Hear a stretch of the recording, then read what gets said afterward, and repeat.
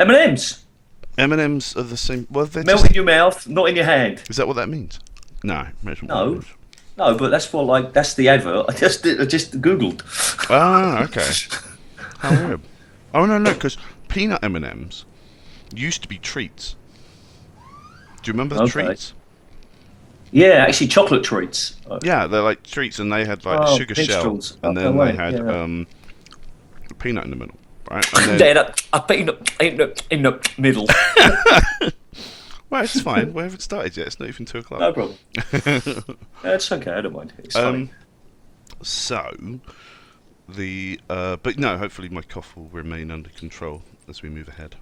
It's quite interesting. I mean, I don't really often talk about the difference between Spain and England, but chocolate and confectionery over here is not really a big thing. They have a lot of those wafers, don't they? I was in Barcelona a little while ago, and it's all that kind of chocolate wafer stuff, you know? Yeah, if it's chocolate, it's often wafer, but it's often just like cakes. They love cakes over here.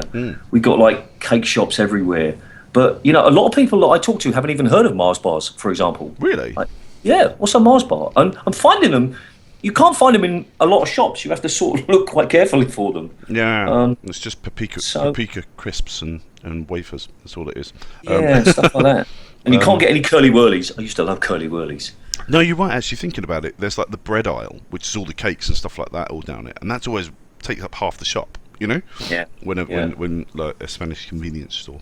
And there is there is a chocolate section, but it often tends to be much more about bars than things like Twix and Double Decker and all of those. Twix. They don't have Here's so a many of revelation. those. Twix, whenever I used to go on holiday as a kid in Europe, it was called Raiders. I was like, Oh, okay. oh, it's called something different. That was a huge thing when I was a kid. It was like, oh, it's Twix, but it's not. Yeah. Anyway, You've got to keep the packet bring it home. to show your friends when you get back Show home. it at school. And, Yeah, exactly. and also, I think that UK chocolate has 20% more sugar than European chocolate. Is that right? Yeah, the English have a sweet tooth. Hmm. So if you buy sort of exactly the same chocolate, like Nestle, for example, Yeah. the UK one I is wonder if that's. noticeably sweeter. I wonder if that's true of American chocolate as well, because everyone says American chocolate's lousy, which I kind of agree Yeah. with. And things like Cadbury eggs in America are huge. Like they're so, Yeah, so I don't popular. know. Hershey bars weren't very nice. I remember eating a Hershey's couple of Hershey Kisses bars. are like little blobs of wax. They're disgusting. Yeah, Hershey's chocolate's not good. I'm wondering if our So- American friends will even be awake at the moment to hear us slagging off their chocolate. Yeah, probably not. No, they probably won't be. So to everybody who's joining us, hello and welcome. We're just doing chocolate talk before we get started with the real stream. Yeah, don't worry. This stream's not about chocolate. Chocolateville. Chocolateville, that's not a good idea. I can't imagine how that would work. Unless Everything has to be brown. Well, there's always those. You remember the platformer kind of games? Well, there's games and they have like a sort of a candy level, where it's all sort of chocolate bars, Yeah. and the whole sort Okay. of level is based around chocolate and stuff like that. You could maybe It build. could be a bit like that, couldn't it? Yeah. Yeah. suppose. It's interesting how many. We haven't done any vills where we've encouraged people to put completely custom assets in, right? Which obviously Okay. makes the size of the mod bigger because you're sending over textures and all that kind of thing. But Yep. it might be interesting to sort of get people to break away from the standard Half-Life 2 assets and actually, start putting Yeah. together. Yeah. I tried. I really wanted to do a level, but it's set in a toy shop where you were tiny and you were Okay. running around with all the giant toys kind of around you, like giant chessboards and all that kind of thing. And it's actually a lot harder than it seems to actually create textures and to do everything from scratch. Yeah. Well, to be honest, it doesn't seem easy at all. I would think that would be quite hard. Well, I mean, the textures Although- are just an image. They're just a JPEG, of a particular thing. Yeah, but you've got to get them so that they tile and other things like that. And if it's around a non-flat surface, I imagine that's really hard. It's just No? it's hard to make it look good. There's okay. I mean, it's easy to to create a texture, throw it into the engine, and see it in Half-Life, and you can open it up Sure. and see it. To make it look even remotely professional is actually really hard work. So there you go. Yeah. But I learned that through that process. Okay, so welcome to Critical Jim. We're going to be talking through Uncertainty Principle today, which came out in September of last year. It doesn't feel that long ago, but it's been, time goes quicker as you get older. So, anyway. It was yesterday for me then. Exactly. And it's did very well reviews wise. I think the lowest score it got was a play it later, which is always a good sign. And it was created by, I'm going to say Mr. Addy. Can you remember his real name? Alistair. Thank you. Alistair Toft, that's right. It always sounds to me like he should be called Sir Alistair Toft. But anyway. It's a great name. We can refer to him as Sir Alistair from now on. I think you'd quite like that.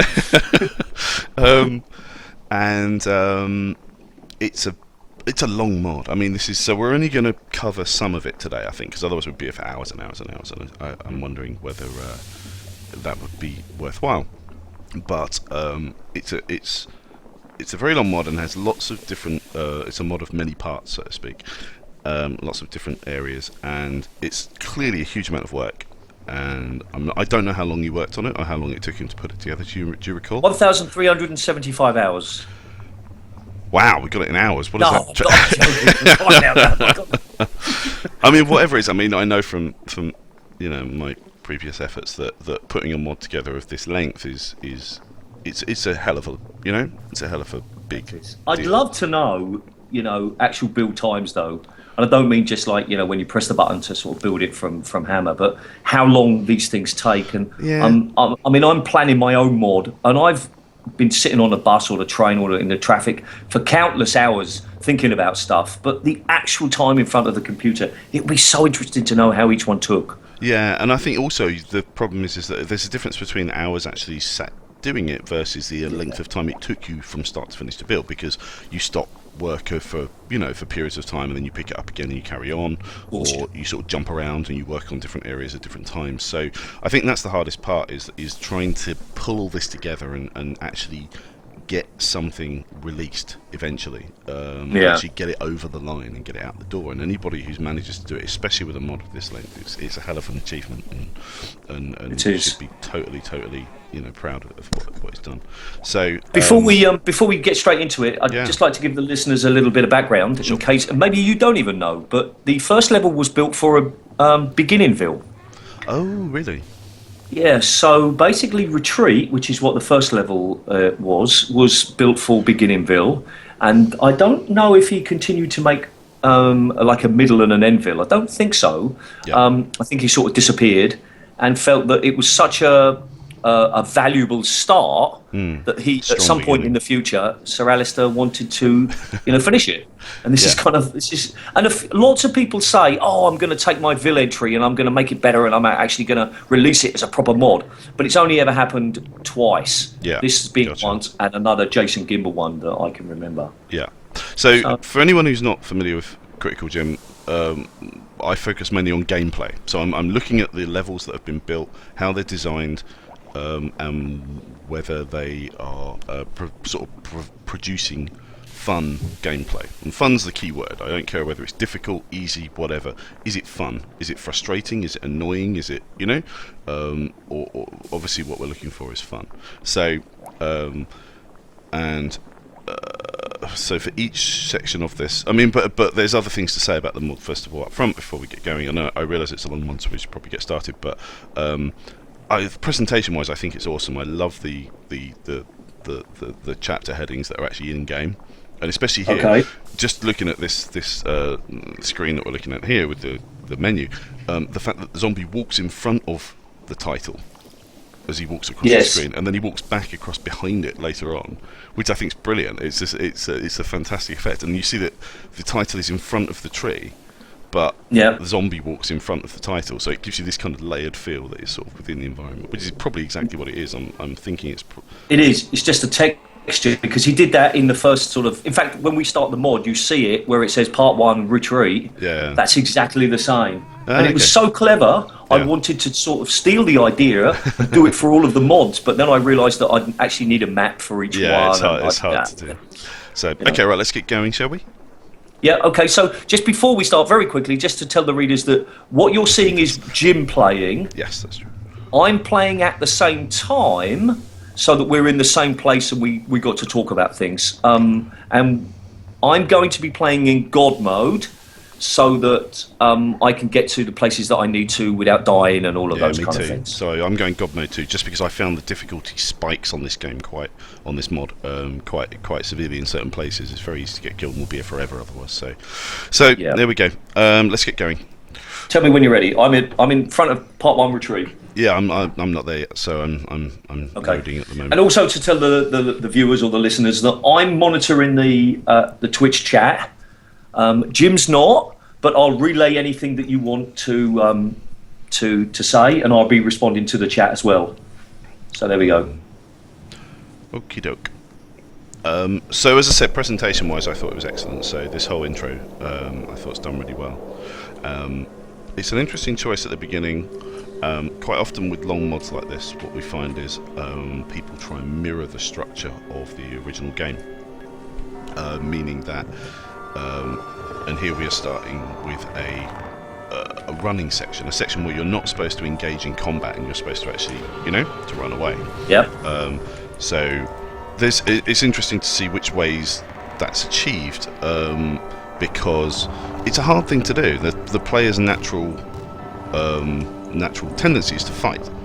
Now, obviously we don't have any weapons here, so we can't fight, but that still doesn't mean necessarily that players aren't going to necessarily do what you want them to do. So it's a hard thing to... my first thought was to look for a weapon. Yes. By the way, the music's fantastic in this mod. I love the music in this mod. It reminded me very much of BioShock, the custom music. So I don't know if anyone's familiar with that, but it certainly felt like a BioShock soundtrack. So to make people run away, and yeah, I guess there is that temptation to look for a weapon. I think I kind of got the gist of what he was asking me to do. First of all, the guy says run for it, so you run for it. And I think this is a really hard thing to achieve, and I think he's done it really, really well to get you into a situation where you are just kind of legging it through all of these areas. The other thing I really liked about this intro area is that everything is timed really, really well. So, meaning that you see the bad guys, they turn to sort of shoot at you, you get an opportunity to get out, but you certainly, you see all of these things, but they don't kill you or hurt you too much in the fact that you can keep moving and keep going. So you seem to have quite a lot of strength, in the sense that you seem to have a lot of health. Even if you just stand in front of them, you last for a long time. Well, that's Half-Life 2 in general, isn't it? You're essentially a bullet. You're a bullet sponge, but this is even. I mean, we can't do it now because we're on God mode. But Sure. but if you were to just stand in front of them, I'm not on God mode, King. you actually last quite a long time. So I don't know if he's turned down the. I see what you mean. Oh, as in the damage. The damage that you take is you can stand it for a long time. Yeah. And that's obviously sensible. Yes. Tell me where you are, by the way. Oh, I'm just dealing with I'm dealing with the. My brain is trying to get through all of this. There's so much going on. Okay, yeah. I'm just dealing with the. Man Oh my hacks. god, man hacks! The word escaped me for a moment there. Sorry. So I'm actually just getting to the car now. Right. So what he also does is obviously drops health in to make sure that you're never really, in too much trouble, and you always bring your health back up to where it should be, which is a good move. And you're not punishing the player for the fact that you're making them run through a bunch of stuff that they could, receive damage. Okay, so now I'm into the car, and I'm heading out the door. Now, having a driving section at the beginning, I did it in Deep Down, and what occurred to me when I was playing this, and certainly it's a thought that I hadn't really considered before, is the driving sections in Episode 2 and in Half-Life 2 are very rewarding, and they're sort of a highlight of the game. Sorry, just let me stop you very quickly. Is it Could you too put noisy? the game's too noisy Yeah, for... sorry. I've turned mine down as well, actually. I'm going to turn this right down. Music volume down as well. Sorry about that, people. No, that's... Well, I always fall into that one every time we do this, so hang on. Okay. So hopefully that's a lot better. But the driving sections are kind of a big deal, and it's a chance to really sort of release and take your foot off. You don't necessarily care. You're not being too fiddly about where you are in the game or what you're doing. you just put your foot down and go for it, and that's the fun of those, of those sections. Yeah. So it is very rewarding. But I think putting this kind of thing in so early in the game, when you haven't really had to achieve anything yet, all you've had to do was kind of go, felt to me a little bit, I don't know, it just felt a bit cheap. A bit sort of, I hadn't really earned this yet, Yeah, I do, but at the same time, you are escaping them, and that's what the whole of the first part is, isn't it? You're just trying to get out of the way. And as you said, this was kind of part of the Beginningville piece, so building that on its own made sense. Yeah. My big problem with this area, I mean, I know it's Critical Jim, not Critical Philip, is that you can actually get out of here. You die if you don't take the car. And I see. If you get out and start running, you die. I'm not going to die because I'm on God mode. And I suggested that he had toxic sludge just all over the place there. Yes. Because it's kind of a gate to stop the player from heading out into an area. The only way to get through it is to have the car, But for me, it does make a bit of sense because I am trying to escape. But I do take what you're saying, that normally it's like a reward. It's you work hard to get the car, and then the car takes you from A to B. Yeah.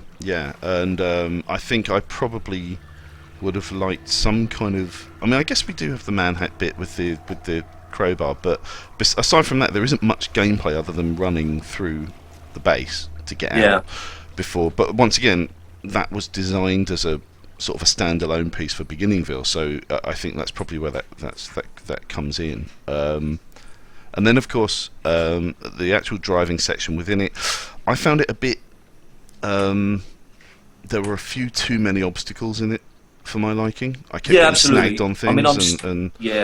And not knowing where to go. Yeah. I think the road has is raised off the grass as well, which means that the car gets caught on the edge of the brush, which I found a bit frustrating.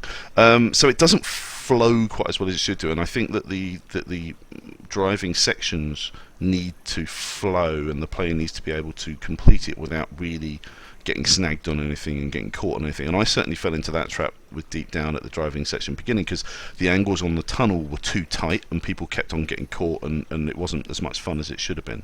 And I think that's what I found here as well. So what was nice, though, sorry to interrupt you, was actually driving through some tunnels. That was kind of cool. I would have liked to have seen that a little bit more. Where you don't normally drive through, and I don't mean man-made tunnels. Oh, you mean the antline tunnels? Yeah, no, I like that too, and cool. they're very. And I will say, he's certainly got a handle on how to make antline tunnels look good, and that section was great. As I say, it is quite hard, and I think we picked up on this before. It's quite difficult with. Maybe I should be moving forward. I actually should get through some of this one.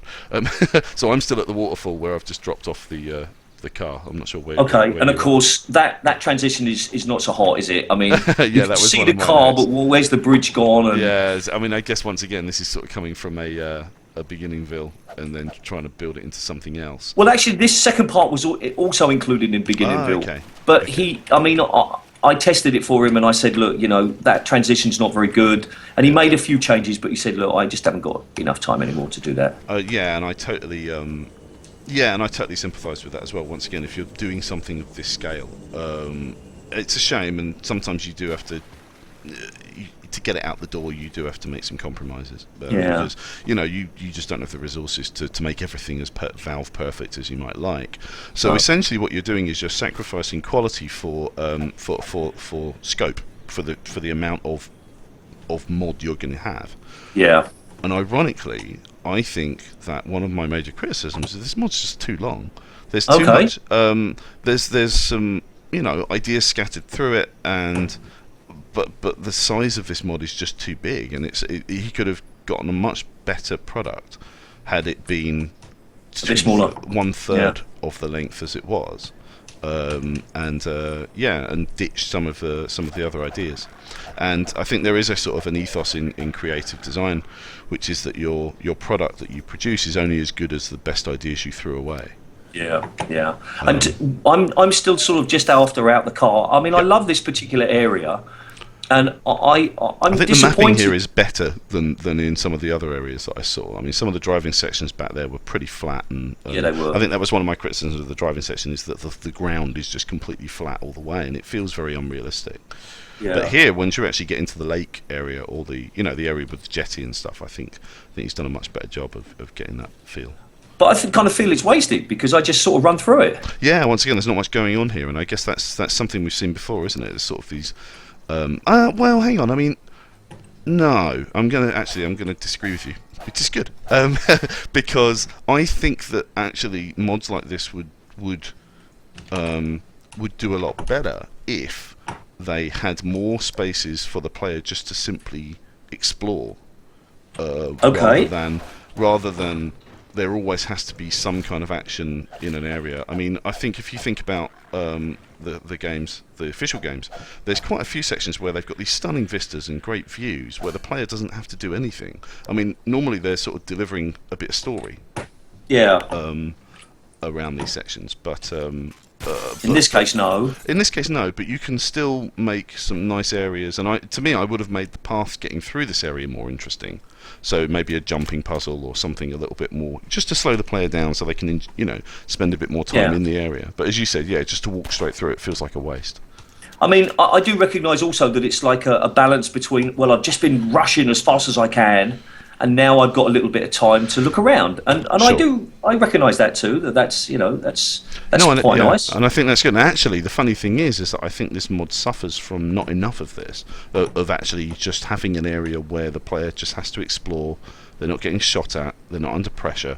They can simply just explore what the area is Yeah. about.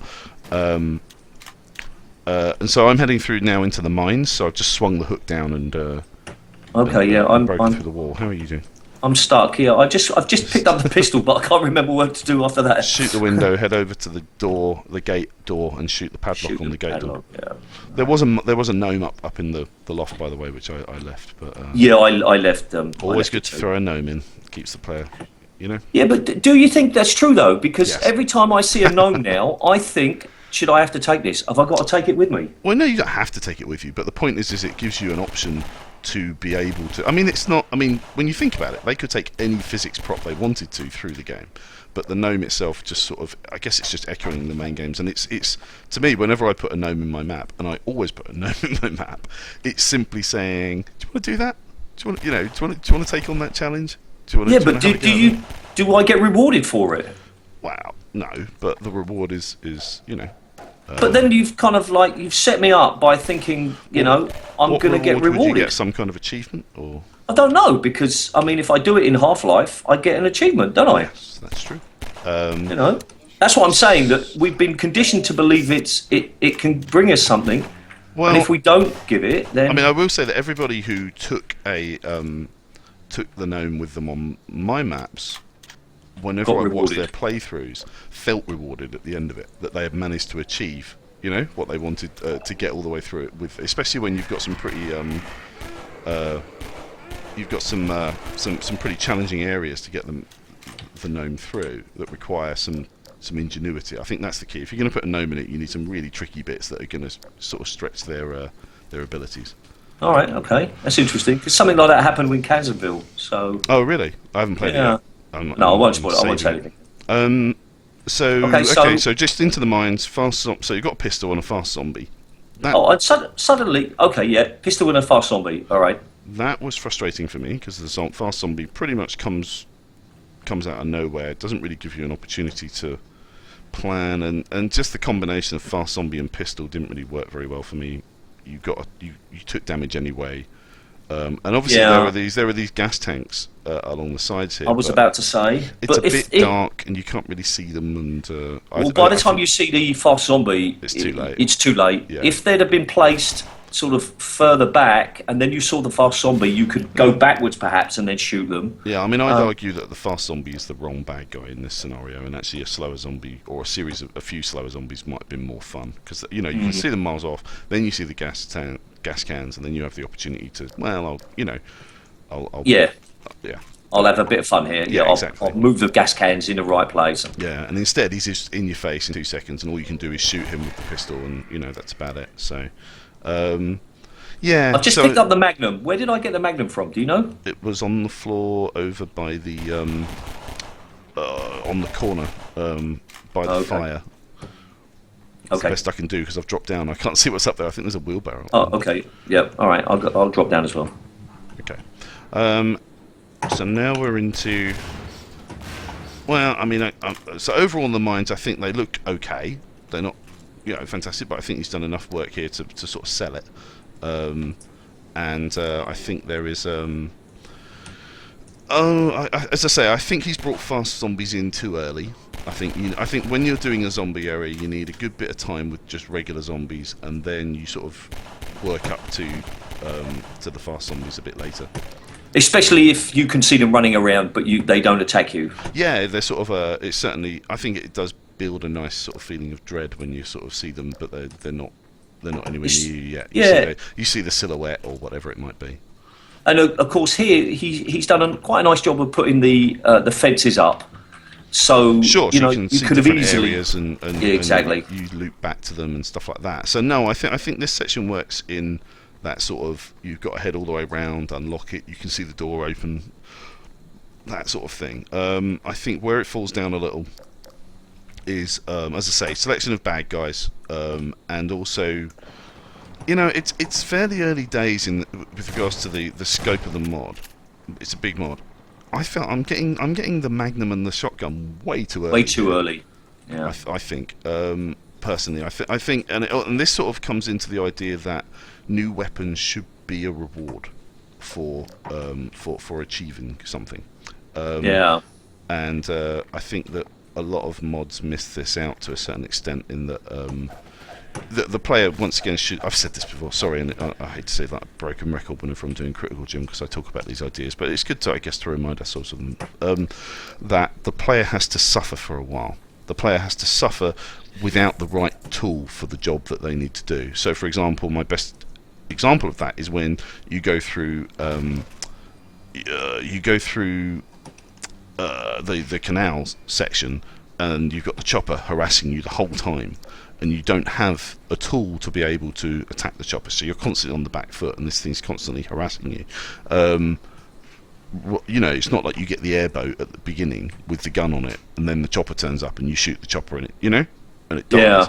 Yeah. And so to prevent the player from having the right tool for the right job is a great way to keep the pressure on them. And then finally, when they have been through enough and they've achieved enough, you finally give them the weapon that they need in order to do the job properly, and suddenly they feel far more powerful, and it's a really rewarding, part Yes, of the game. I do. So I'm just about to go into the zombie room. Okay, all right, I'm in there. Oh, okay. I must admit, I found this very, very frustrating. Yeah. As far as gameplay is concerned, what do you think of this? Yeah, I don't like doors that close behind you, Yeah. unless there's an obvious reason for it. Like as you walk in, there's like you step on something and that closes something. I mean, it's a gameplay mechanic that's overdone Yeah. and drives me crazy. I hated this room. Yes, me too. But one thing I was going to say about giving the weapons early is that if it's an entry for something like Beginningville, Yes. it's kind of different from a No, I like agree, because it's shorter. Yeah, so you you're kind of actually do things providing- differently, don't you? Yeah, and I guess that's an interesting idea as to how that came to be. One major well, there's a couple of major problems with this arena, and it is a battle arena. So whenever you're doing an arena battle like this, essentially you should be dropping the player into it, and the player needs to be able to keep moving the whole time. So there's lots of dead ends in this arena. There's all these little side passages, none of which have a way out. So I found actually the first time I played this that it was very easy to get caught in a corner, and then killed.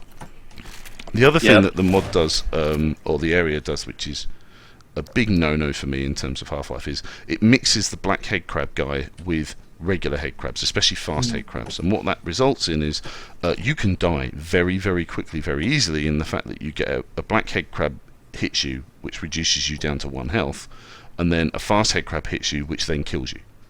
Yes. And I had that happen to me as well, and it feels very, very unfair because you get virtually no time to avoid it. It's one of those bad combos that we shouldn't be doing, or that don't work. Yeah, I understand what you're saying, but also I think there's an interesting aspect that you've now got these two enemies. Which is the worst one? Which one do I need to avoid more than the other? And for me, it's avoiding the poison head crabs, because they never kill you, but they allow the fast head crabs to kill you. True. So, I guess it's just the amount of time that the player has to react to that is not enough. yeah, to And actually so, make an informed decision. But yes, I do take your point that when you've got those two, they really are hard to work with. And each of these dead ends, whilst you do get rewarded by getting ammo and health in some cases, if you get stuck down that end and there's two fast head crabs come in, and Yeah. you're right, you do get caught quite easily. so I'm heading up the shaft. Terrible mapping on the shaft, by the way. Those angles are horrible, and it's so frustrating trying to get up there. I was yelling. Oh, you at mean the jumping between each one? Yeah, the beams trying to get up there was is very, very frustrating. I just wasted like 5 magnum shots on the scanner outside, which was utterly pointless. I never said I was good at this game. Okay, yeah. So now we're out. Yes. Are we rewarded for getting out? This Should we is- be? I think. Well, first of all, I mean, we're taken out into an area with a scanner, which is a non-threatening bad guy, which is fine. That's not a problem. There's something interesting happening there, and you're not in danger, which is great. I guess you could say that the minecar thing on the tracks is a reward in the fact that it's a thing to play with, or it's a Yeah. So you could argue that that's a reward in a certain way. So whenever we're talking about rewards under these circumstances, I'm definitely thinking about just something interesting, something different, something that the player can enjoy without feeling under stress, and that might be a new weapon or the vehicle or something. Either it's a new feature for you to play with, or you can do a visual reward. For example, when you, if you remember in episode 2, where you come out of the mines and you have that amazing vista with all of the combine moving across the bridge, Walking along the top. and it's a visual reward after what you've been through. You sort of come out and or Yep. I liken it to Skyrim, for example, when you finish a dungeon, and normally when you come out of a dungeon, you come out on the side of a mountain and you're given this huge vista of the landscape, and it's you feel like king of the world sort of thing. Well, there's always that counterpoint, isn't there? Within the mine, it's dark, it's limited visibility, Yes. and then it having a big vista is enhanced by the fact that 2 minutes ago you could only see 2 meters in front of you. Yes, exactly. So once again, it's about this sort of reward kind of ethos. But so just technical point, I was disappointed when the minecart didn't turn around the corner and instead just went straight on and straight off the track. I was like, what was the point of that? Yeah, I probably will should say have had the that- track. Yeah, I mean, I will say I didn't really understand what the point of even having the minecart thing here was. It was just something. I guess it's just an extra thing to throw in, but it felt a little pointless. It might have been Yeah. fun to have it if you could have done it and then run it through the next section and then killed off all the combine as they were trying to run towards you. Yeah, it's a bit short, isn't it? It just felt like it's there for no particular purpose. It's been added for no reason. Okay, so now I've just turned the corner and I've now got a zombine running at me. So the zombine are interesting because the gameplay that they sort of encourage is get away from it, get away from it, get away from it. Yeah. Yep. And in this circumstance, in this particular setup where it's just a corridor and there's plenty of room behind you and there's no, you've got plenty of space, it's not really, It doesn't challenge you much. No, does it? exactly. There isn't really any gameplay there. It's just simply here's a zombie and he's in front of you. Shoot him. Oh, he's dead. So that felt like a wasted opportunity. And I What guess would you put there instead then? Anything? Or fast not? zombie, because fast zombies basically are about closing the distance between you and them quickly, and the idea is to try and kill them before they reach you. So if you're going to have long corridor scenario, fast zombies are a really good option. Or I'm trying to think of other good options there. Yeah, well, fast head I crabs. quite like the way fast zombies work with trees as well, because you've got the leaves and they sort of can jump through the leaves. And Yeah. if that's sort of done right, not too many trees and not too many fast zombies, Yeah. they can sort of come out at you and Sure. okay. So agree now with you there. we sort of punch through. And I mean, I actually felt that there wasn't really much need to have these zombies along this section. You could have quite easily just left it open, have the player bop down there, and had a bit more space for them to not be doing or being attacked at least. So now we move into the next section. We're heading towards the. Just to let you know that Sir Alistair has just joined us on the stream. Hey, hello, Sir Alistair. So we are just moving ahead now towards the lake, and I will say that before I engage these combine and we start this fight down this corridory section, once again the mapping in these sections, what I found interesting is that he'd gone to the effort to sort of use displacements to get the walls, looking a little bit bendy, but the top of the walls are all that severe 90-degree angle. If you see what I mean. So he Just hasn't killing the combine. he hasn't curved them over, and so it just feels really unrealistic. But as I say, we don't normally focus on mapping too much on here. It's more about the gameplay. So, All right. So wait. Let me see where you are now. so I'm just talking about that sort of corridory section of rock okay. walls, and it's the same all the way through the mod. Is whenever we've Oh, got I an see what you outdoorsy mean. section. Yeah, it's just a straight line. Yeah, and I do get the Okay. feeling that he reused the same sort of rock walls and stuff, which is fine. I do that too, but it's worth spending time on them to make them feel a lot more realistic. I am doing terribly here against these combine. I'm getting absolutely wiped. Okay. All right. So what should have happened here is just a little bit more attention to the sort of edges. In fact, Masked Prisoner had this exact problem. I don't Yes, know it if you did. It remember. did. In fact, I think Masked Prisoner, I'm not sure if it used any displacements at all, did it?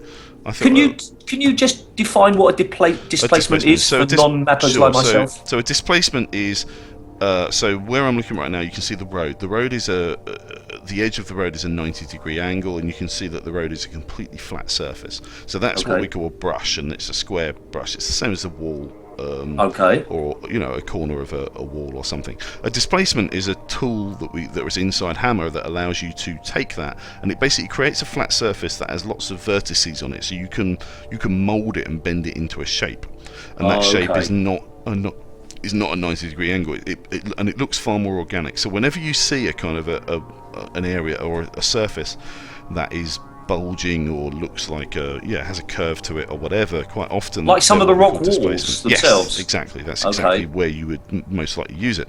I mean, some of these elements are models as well, which are slightly different. So rocks on the floor, for example, would probably most likely be a model, but rock walls tend to be displacements. So the trick to doing that is obviously you're molding and shaping these shapes, and the trick is to try and get rid of any unnatural angles. And I think that unfortunately in some areas we don't get that, and it gives it a fairly unrealistic feel to the whole thing. In fact, if you just go to that combine gate, Yes. so I can sort of see where you were just by the APC, and then if you look to the left, that looks a little bit more natural because there's like a curve in it. Yes, exactly. And I can see some little ferns along the top. So just a small change makes it feel so much better. Yeah, it would do. And actually, I'm going to do something naughty now. I'm going to no clip, and I'm going to show people what's just above here, because I've got a suspicion that I think I know what's going on. So if I no clip and just head up into the sky, what we should see is just behind these walls. I don't think there's going to be. Oh, hang on. SV cheats. One no clip. I've got a feeling there's nothing on top of these. Oh no, I'm wrong. Interesting. So you can see that there's actually a grass layer on top. So I was thinking that actually I'd come up and there would be literally nothing to see. It would be like the void above it, but it isn't. So if the grass level on top is a displacement, all you got to do is raise this up and kind of curve the corner between the two of them to make it look far more natural. Yeah, it's interesting. Anyway, but it's not much work, is it? It's not. Well, I mean, what we're talking actually, I mean, it depends. When you're doing a mod of this size and you've got this much work to do, this kind of stuff, it can sometimes be your last priority because you want to get all the gameplay working. You want to make sure everything's working. So, I can understand from that perspective where if it meant going back and redoing all of this and making it all rather than releasing at the time, I can understand. It's one of those things that get missed. Yeah, I mean, as I say, it's about choosing. You've got to finish at some point, and when you've got a mod of this size, you've really got to make some decisions around this The stuff. choices. So. Okay, so I've just turned off the force field. All right. I've got. Okay. Oh no, I've got a bunch of SMG ammo. Just before we do that, I mean, Sure. after we've killed these, we've combined. I mean, I do think that we get an absolutely fantastic view. Agreed. I think the vista here is amazing. I mean, it's part of the background map that you see at the beginning, so you kind of got a recognition for that. You've got this lovely contrast with the red building, which was a great choice. I mean, I suppose there are other textures, but that particular texture seems just so right. You've got the sort of sound from your suit picking up the radiation. Okay. Yeah. No. So, I think the so. cookie. Definitely a great vista, and what I like about it, and I always talk about this, is that it's one map. I can't remember the last time. I guess these maps are pretty big that we're building here. I mean, and this is a big space for a Half-Life 2 map, and the sort of vista that we're getting is great, and there's so much gameplay contained within this one space, if you see what I mean. So we walk in and we get, and we've talked about, me and Darren often talk about this, from Custom Gamer, is that you kind of get an overlay of the area first of all, so you kind of get your geography and you understand where everything is in relation to each other, then you play through the area, and it helps you, it really helps you when you're playing through it. So it's not exactly foreshadowing, because it's not like making you get nervous about anything. No, but it's it's just orientating to yourself. Yes. Orientating.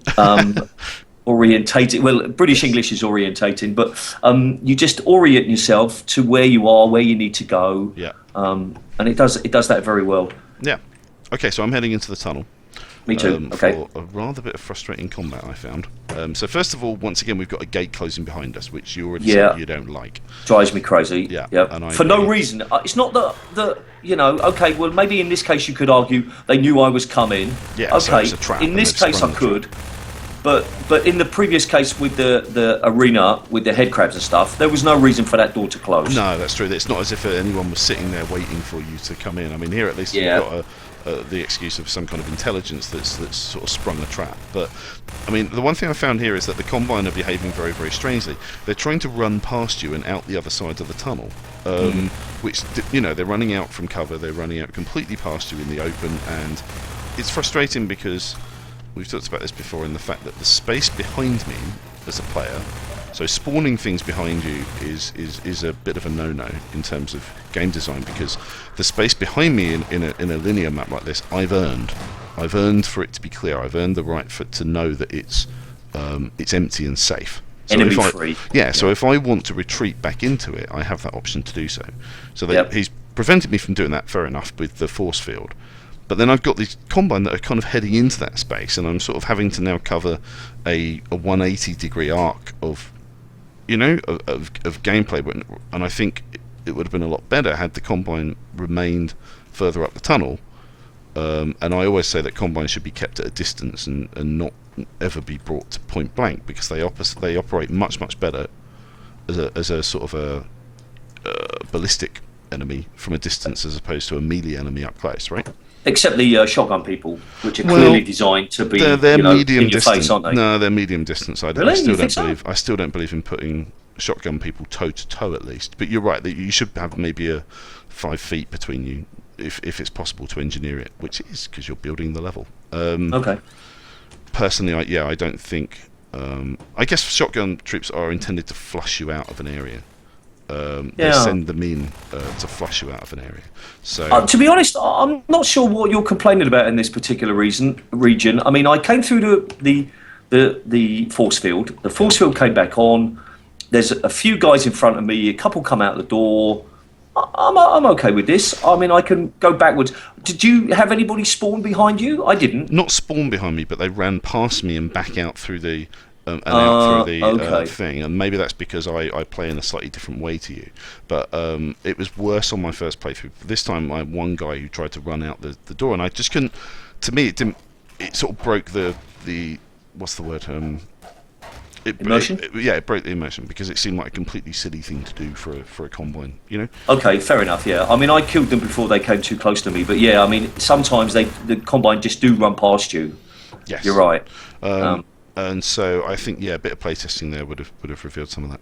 So then we've got our little steam jet puzzle, blocking our way, and we head into this side area. Are you there now? The Yeah, stairwell? I'm there now. Okay. Roger that. So we come through the vent and into this area, and we're immediately shot at by a guy on the far side. I think that was a bit of a misstep. I wouldn't have put anybody shooting at me the minute I came through the vent. I would have allowed the player to stop, get a look at the area first of all, and just to get their bearings. And then when they headed down the stairs, that's when I would have had the action start.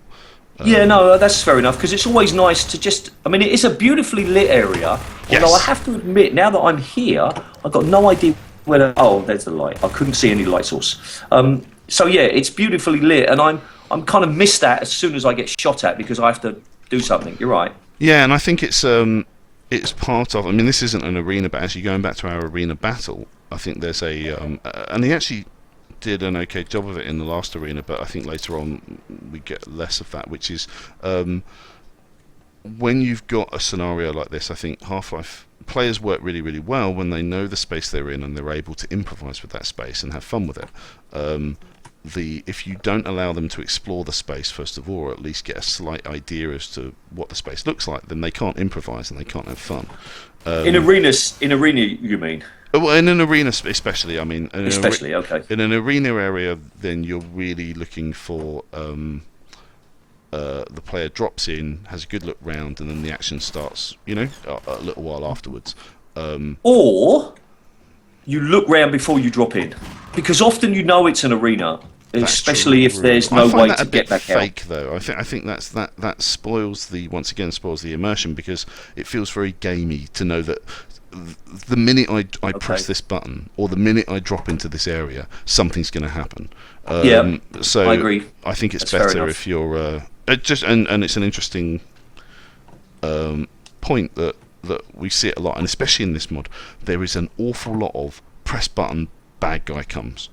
There is a lot of the triggers for the action are very, very obvious, and that was one thing I picked up on as I was playing through this. Or not so obvious. For example, I've just turned the red valve, and now the door's open. The doors are... Oh, no, yeah, that was one thing I noted on as well, wasn't it? Was the fact I think the idea is that the it's a shortcut to the puzzle. No. I mean, I think the idea is that the Combine have come in through that door. And so that was who opened it. Oh, okay. So it's a way of gating you to stopping you from moving forward. All right, yeah. I mean, I saw the Combine and I killed him, but I didn't think about where he'd come from. All right, that's fair point. All right, fair point. I'm complaining about nothing. So the next section that we get to a double door with some Combine behind it. You can see them through the window, but they're not reacting to the fact that you're there. Okay, let me just get it. So you kind of move through a room. There's some combat to do. Okay. And then you move through, and there's a set of double doors, which I'm assuming are locked. Oh no, they're not locked. But that's interesting. I think I assumed that these doors were locked, because I think that's what we'd seen earlier on in the base. But he gives you the option of taking a vent round to sort of double back behind them. Okay, I'm just finding you. 1 second. No, it's my fault. Right, so these double doors are not locked. But if you look down to the side, there's a vent. Yeah. So you have the chance to sort of flank them if you like. Yeah, which I think is actually really smart, and I didn't realise that before, but I give him total props for that, and that's giving the player options once again. And you kind of get to see the room before you have to go into it as well. You can sort of I mean, I think I probably would have turned the Combine around so that it looked more realistic. The fact they weren't reacting to the fact the player was on the other side of the door. Yeah. Okay. I quite like. I think when the player feels like they're sneaking up on the bad guys, it's quite rewarding. Yeah, it is. It is. Okay. So now, that takes us outside. It does. So now we get onto our strange... What's the word for this? It's like a movable jetty, or I don't even know what you call it. Oh, yeah, it's a good point. I don't know. I'm sure there's a word for these. Wood with a wheel. Yeah. No, there's a sort of a word. They're in Left 4 Dead and stuff like that. There's a word for these where you've got a rope connecting two sections, and you've got a boat that kind of goes between them. Anyway, doesn't matter. what were your thoughts? Can I about this? just go back very slightly? Yeah, When sure. you've come out of the you've just come out of the indoor area. Yes, I really like this wall. the wall. Oh, what, the bunker kind of wall? Yeah. Yeah, no, a I little don't bit know more. if that's like really easy, but just that slight change of angle at the top, it makes Yeah. it seem like a really solid structure.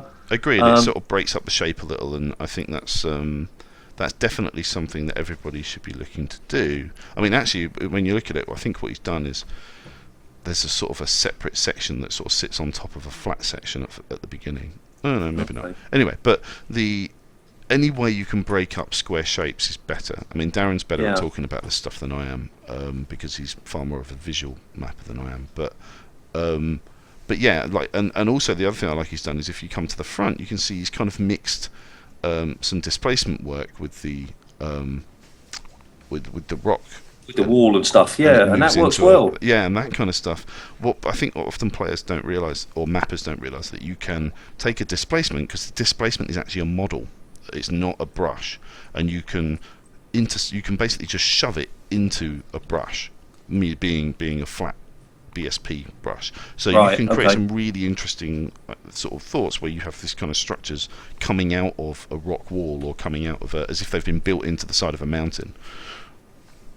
Yeah. Anyway, Yeah, no. Okay. All right. So I'm standing on the movable jetty. yes. So let's get going. I mean, one thing I didn't realise with this is actually you can hit the button and it will just start moving forward. You don't have to hold your finger down on the button. Oh, okay. I thought I had to hold I thought I had to hold the use button down, but I don't. Okay. No, I think I just did that. Okay. Is that a problem for you? It was a little bit. It wasn't necessarily a problem, but when you're trying to fight all these things off and you're trying to keep a finger down on the use button the whole time, it certainly makes it more challenging and frustrating. I think the use of fast zombies here is really, really mean. Okay. I don't think. And I mean, man hacks as well. well, the manhacks I can deal with, because the manhacks aren't going to knock you off of the platform. But the fast zombies, when they leap at you, they knock you off the platform straight into the goo, and I died almost immediately. Okay. If you're not doing very well health-wise, then you're. I think it's not fun at all. It may be challenging to try and stay on and kill the zombies before they get to you, but it's not fun at all. It's very, very frustrating. I got very angry with it. Okay. It's an interesting combination though, man hacks and fast zombies. It's not a combination you see very often. No, it's not. I don't think. I'd like to see what happens when they're not kind of. Yeah, I'm trying to think whether there's anything about the combination of those two that would create something unique gameplay-wise. Wow. Well, Sorry, yeah. I just had a huge explosion that threw a load of stuff out across the bay, which was quite Okay. funny. So I like the fact that there was like a little section you can stop at. Yes. That was quite nice. That gave you a chance to sort of stock up on a bit of health and some ammo, if you made it that far, of course. So I thought that was quite nice. Yeah, no, I missed that, but it's fine. I was too busy killing things to take it. But I think what's also a bit of an odd combo for me is the fact that you've got all the zombie stuff going on with all the combine going on as well, in the same area at the same time. Okay. I tend to think it's better. I mean, they're fine to work together, but it's almost like the combine are using the zombies as a weapon, Alrighty. and that's not. Is that something that we see as a thing? Well, I mean, of course, they got the head crab canisters that they throw down, True. but I mean, I mean, maybe they've just taken advantage of being The situation. surrounded by the toxic goo with the zombies in it. You know, I mean, Yeah, no, I think so. I think it just struck me Maybe. as a bit odd in the fact that I think there's a few places, as you said earlier, like for example that door closing behind you when you get in the zombie room, where it sort of almost feels like the combine are sort of using the zombies as a weapon to make it more challenging for the player. And I thought that didn't really work for me, but maybe that's just being picky. I mean, essentially we're using different bad guys to their strengths. I mean, in this case, the combine were up on the hillsides using, as I said, ballistic distance. They weren't running up toe to toe, so that was great. And I thought it was challenging. Not enough cover, really. down at the bottom there. Yeah. Okay. I Yeah, thought and that was especially good. if they start shooting at you when you're still a little bit too far away to actually jump on the dry land. Yes, felt a little bit mean under those circumstances. But you know, overall, I think the idea worked okay. Ditched the fast zombies, and I think it would have been better because I Yeah, think, yeah, normal zombies seem a bit more realistic in this kind of goo, whereas Yes. the fast zombies running through the water less so, perhaps. But okay. okay, and then we get into the barn, the red barn. Yeah. So this is obviously holdout area. The combine force field and wall over on the right hand side feels very wrong. Doesn't feel like it should be there. The lift on the on the cable is just Yep. weird. When you think about it from a realistic perspective, it certainly jerked me out of the space that I was in. What do you mean? The stuff, the metal on the floor? No, I'm talking about the lift and the way the lift works, coming across the Okay. chasm or whatever. To me, it just didn't feel. I mean, yeah, it didn't feel like something that would work. It doesn't look very like it would work. Oh, it would okay, need more alright, of a just- structure around it to make that work. Oh And yeah, I mean it's also got the no. fact I mean that cable is. Oh, I don't know. Maybe. I mean the cable. If the cable is taut enough, it might take the weight. And they've got this big metal structure on the On the red barn. on the barn that's Yeah, maybe. supposed to sort I of think- show you that. I guess the other thing as well is that the the fact that it's leading up to this really, really shoddy bit of woodwork on the far side, and it just goes nowhere. You know what I mean? If Yeah. there was like a tunnel that was blocked on the other side there, a more established sort of exit, that would make sense to me. But the fact that it just leads Yeah. across to a weird sort of buttress of rock with some woods along the anyway, wood. Yeah. Okay. All right. And I found the button a bit strange. Yeah, I didn't see it for ages, and I was Yep. running around here trying to figure out what the hell's going on. I mean, you can see he's actually put a light on it, and that bit of the wall's actually lit up slightly. But It is, still yeah, doesn't work. but- The yellow button would have been far more eye-catching, I think. That's You mean that sort of? Okay, I know which one you mean. Yeah, Yeah, that might have been. Yeah, actually but it used it doesn't on seem the- to in any way seems to be connected with the thing itself, does it? No, exactly. So yeah, there's no cables or anything wiring it together. The whole setup's kind of a bit weird, but it feels very gamey. It feels very much like it's sort of bare. I guess I would say it's a bit bare minimum. You know what I mean? There's Okay. not much effort gone into it. The other thing I would say as well is that if you look at the way the barn is done, this is the difference between BSP and bit like brushes and versus come on brain versus displacements. You see all Displacements. the broken wood in the barn, Okay. the Yep. floor and the ceiling. It's very, very blocky, and that is because it's just purely made out of brushes.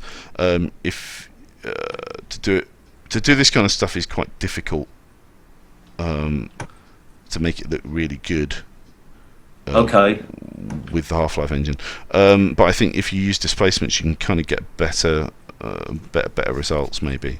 I guess actually, I think the thing that really makes it difficult is that the floor's too thick. Okay. You see, if Let you me have a see look the at that floor, Yeah.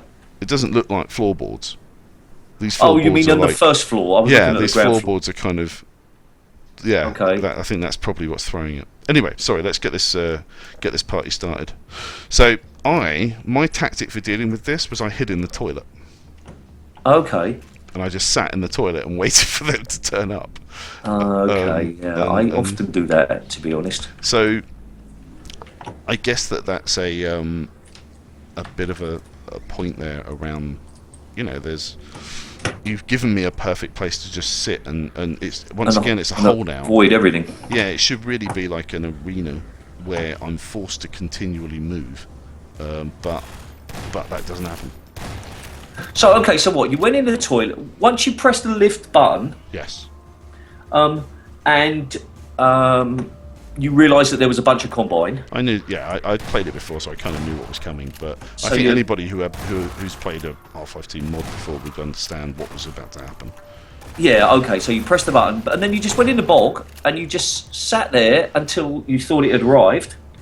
For And the then what most did you part- do? Oh no! I mean, I basically hid in the toilet and just popped in and out of the doorway and killed Oh, whatever okay. combine turned up. Oh, okay. And then when I was with you. finished, I just ran out and jumped into the lift and then hit the button. I will say it was a bit more challenging when you're actually on the lift and it starts moving. To try and not take damage at that point was a bit more challenging. But yeah, so I think overall a bit more playtesting, it probably would have revealed the fact that people were going to take advantage of the of that space. Maybe, or maybe it's just me. I don't know if anyone else did that. Maybe people on the chat will let us know how they dealt with it. But yeah. So just talking about the displacements at the moment. Okay. Yeah, would you have used displacements? But nothing about gameplay wise. But I mean, I'm just getting out of the map at the moment. I've just stacked all of the boxes in front of the combine force field. Yeah. And you can actually jump up. You can't get over. Oh, you're such a nightmare. This is why I am. You honestly, hate me. I do. Go on. You can't actually get out, but you can sort of get along the top, and you can run, and it's clear that it's an invisible wall. But Yeah. Okay, so I've done that. All right, so now I'm going to just get across the other side. Yeah. So I'm on the far side of the chasm, and I'm sort of taking down the combine that have remained. There's about 4 or 5 on the far side, and the SMG is not great at this. Where did they distance. come from, though? Well, they're all kind of pouring through the combine force field, I think. Oh, okay. So once you right. start heading over, it's good that you added more, so that you got. Are you sure they came through the force field? I think so. I don't know. I was busy. All right, okay. For the most part, I think the other thing is that the auto saves are sometimes a bit frustrating. I can't remember what happens if I die here, but let's see. Well, it's going to take me back to that save. I can't remember where the autosave is at this point. I mean, I would hope that there's an autosave for once I get across the chasm. Okay. Across the chasm, there should be an autosave at that point, so that I don't have to go back through the main battle again on the other side. Yeah. I can't, Would not an auto save just as you press the button be better? No, I don't think so. I think it's better to be on the far side. I mean, it's possible you will still be obviously being shot at that point, but at least you're in relative safety. I think an autosave on pressing the button would be a bit unfair. Yeah, sorry, go on. Just want to draw your attention to when you're on those boards. If you look down, Yes. the sort of the texture there is, there's like a line between stuff no, with it's a just reflection. not, yeah, they're not aligned. The textures aren't aligned. Oh yeah, and you can see there's a reflection on one of them, not on the other. Interesting. Yeah. Well, I mean, always... I know we're not talking just about these No, it's fine.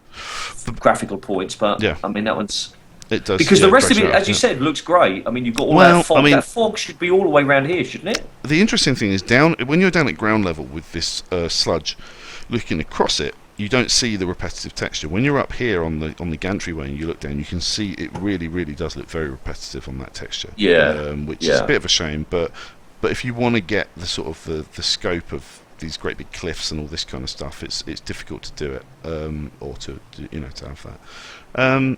But overall, I think just summing up this whole area, I think it's great in the fact that you sort of you snake your way through it all. It's got plenty of plenty of variety going on. He's using all of the space really well. Yeah. I think there's some. Yeah, I think it's a great area overall. It's just as I said, when you're trying to do things in this scale, on this scope, the details suffer because you don't have enough time yourself to be able to get everything that you want done. It's a bit of a shame. Yeah. But anyway. I mean, we've had a lot of gameplay in a fairly small area. Mm-hmm. I mean, we've probably spent 4 to 5 times as much time in this area than we did in the driving section, which was twice or maybe 3 times as big.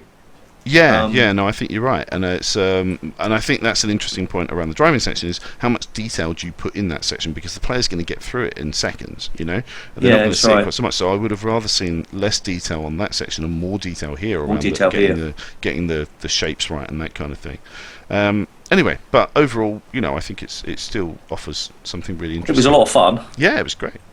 Okay, moving on into our strange tunnel. Into the tunnel. Yes. One thing was just about that autosave, which was the fact that those planks can be a bit tricky to move along, which is why you really need an autosave before them, so that if the player falls off into the sludge and dies, they don't have to go back through a lot previous year. Absolutely. Yep. If you're going to put, Okay. if you're going to, it's just a good point to make sure your autosaves are in the right place, because I certainly have rage quit plenty of times when I've had to. You've just done a really hard section. You've passed it. You think you're a hero, and then you fall in and I think shite. I've got it's to do it got again. to be the number one reason for rage quitting a mod, right? It's got to be an unfair save game spot. Could be. So, all right, so I'm yes. in interference now. Yes, me too. You too. I can see you. I mean, I love this section. You got this certainly wasn't, or I don't. Miss Sir Alistair can tell us if it actually. Let's just tell him why we call him Sir Alistair. With Alistair Toft, it just sounds so important, doesn't it? It sounds like he's a peer of the realm, which is the British word for meaning a knight. So we call him. It's a fantastic Sir name, Alistair. and so for some reason it feels like it needs a Sir in the front. So this is. I can't remember if this was part of the beginningville. I don't think it was. This might have been his Middleville entry. I'm not really sure. Okay. But the water looks great. I mean. Oh a no, great start. I'm not sure what that effect is. I think that's custom. Okay. Maybe you could tell us. So I'm having a drink. I think that's custom. I don't remember seeing anything like that in the official games. So, in which case, yay, custom. Next thing it says, yay, gravity gun. Okay. I know you're a huge gravity gun fan. I mean, I like the fact that actually there's plenty of gameplay that didn't require the gravity gun, and that gameplay was pretty good. You know, I mean, quite often I find the gameplay without the gravity gun to be unsatisfying. Okay. And I think these, you know, we've got a good old section there of the game which didn't require the gravity gun, and and it turned out pretty well. Interesting choice to have the first enemy that you come across be a poison head crab guy, or the poison head. Oh, sorry, yeah, there was the. Oh, you got the little. Okay. I'm in the vent and I'm trying to get out. I'm just trying to deal with the poison head crab guy. I think there is a point around once again that sort of arena situation where I at no point did I want to drop out of that vent. And I think a lot of other people probably found the same thing, and the fact that they dealt with the poison zombie guy from inside the vent. Yeah, me too. I didn't jump out at all. So that comes back into our arena thing, where make sure the players dropped into the space before you start the action. Yeah. Because otherwise they're just going to...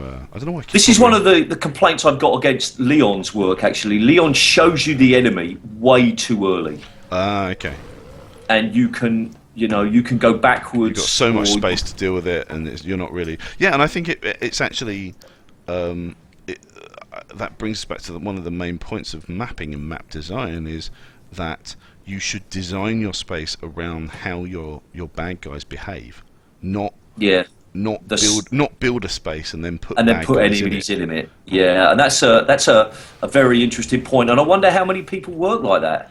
I think it's difficult to, because you've got this combination of I want this to be a barn, but I want this gameplay to happen within it.